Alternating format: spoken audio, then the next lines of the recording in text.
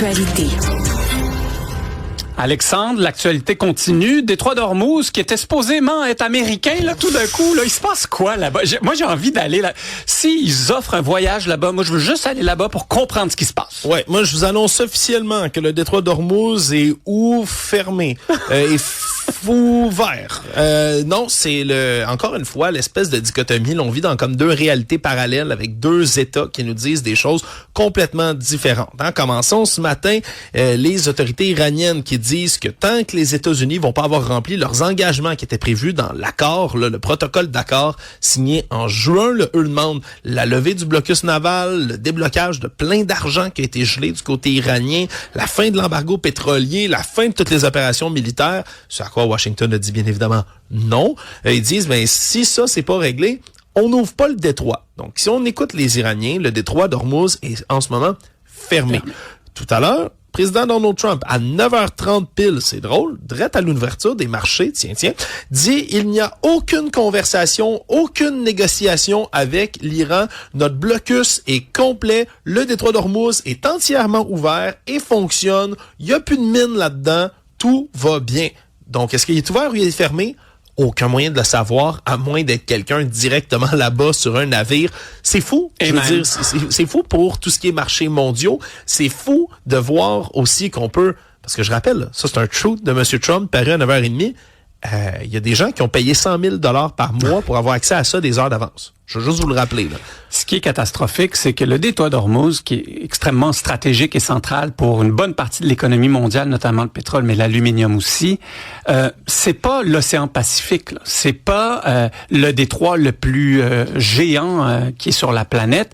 C'est quand même un tout petit espace. Je m'étais amusé sur une carte géographique et c'est environ la ville de Montréal plus un peu la Montérégie. On s'entend que c'est pas gigantesque. De largeur. C'est pas gigantesque. Les Américains qui ont supposément l'armée la plus puissante, la plus équipée et organisée au monde n'arrivent vraiment pas à prendre le contrôle de ce détroit-là face à un pays qui, à la limite, sont encore sur leurs chevaux quand vient le temps de se défendre. C'est complètement cinglé. De l'autre côté, pas très loin, un ami des États-Unis, Israël, est accusé par les États-Unis de bombarder la Syrie. Ouais, après les Syriens eux-mêmes qui ont dénoncé ça ce matin, c'est l'envoyé spécial du président Tom Barrack qui se trouve lui-même en Syrie, qui accuse Israël d'être allé mener des frappes militaires ce matin, bombarder des aéroports militaires en Syrie, dénonce ça comme une escalade inutile dans un contexte où déjà il y a de l'embrasement au Moyen-Orient, on s'entend. Là, Israël qui a fait qu'à leur tête depuis un certain moment, on s'entend. Les Américains puis les Israéliens, leur relation s'est de beaucoup détériorée. Là. Il y a eu des rapports, entre autres, d'un appel catastrophique entre Donald Trump et Benjamin Netanyahou, comme quoi ils se seraient là traités de tous les noms, là, particulièrement M. Trump. Et là, d'un autre côté, les Israéliens décident de bombarder la Syrie. On sait pas trop pourquoi encore. Qu'est-ce que ça va donner? Déjà que la situation est hautement volatile dans ce coin-là du monde depuis toujours. Là, ça ajoute une couche qui était pas nécessaire, là, disons, de ce côté-là. C'est une nouvelle aussi de dernière heure là, qu'on apprend. La chaîne américaine ABC, qui est détenue d'ailleurs par le groupe Disney, a aujourd'hui attaqué en justice le gouvernement américain de Donald Trump, attaque aussi la FCC, qui est le régulateur des télécommunications, en disant vous vous en prenez à la liberté d'expression quand vous menacez de suspendre des licences de diffusion. Vous vous souviendrez, c'est une tactique depuis le retour de Donald Trump de dire on va enlever la licence de tel réseau, puis de tel réseau, puis de tel réseau. Si vous continuez à dire des propos X, Y, Z, c'est une attaque directe à la liberté d'expression. Ça en a toujours été une. Et là, on décide de combattre, de frapper d'un autre côté en justice du côté du groupe ABC. Qu'est-ce que ça va donner? Mais ça va être à suivre. Là. Ça a été mis en justice au palais ce matin.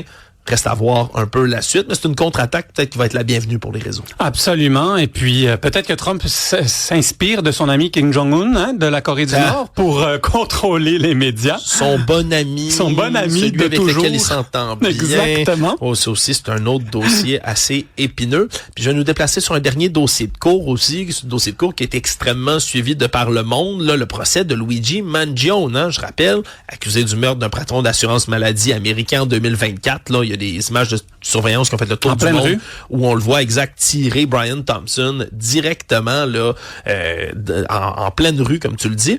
Et là, il y a comme deux procès, faut se rappeler. Il y a un procès du côté de l'État de New York, mais il y a aussi un procès fédéral. Et plus tôt cette semaine, Luigi Mangione a reconnu avoir tiré là, dans son procès au fédéral Monsieur Brian Thompson. On va avoir là, pour lui une sentence dès le 18 décembre. On va requérir la prison à vie pour lui devant son aveu de culpabilité. Est-ce que ça va réduire un peu ça ou justement ça va être prison à vie? Ça va être à voir, mais là, ce qu'on a demandé du côté de ses avocats, c'est on dit on peut pas accuser doublement.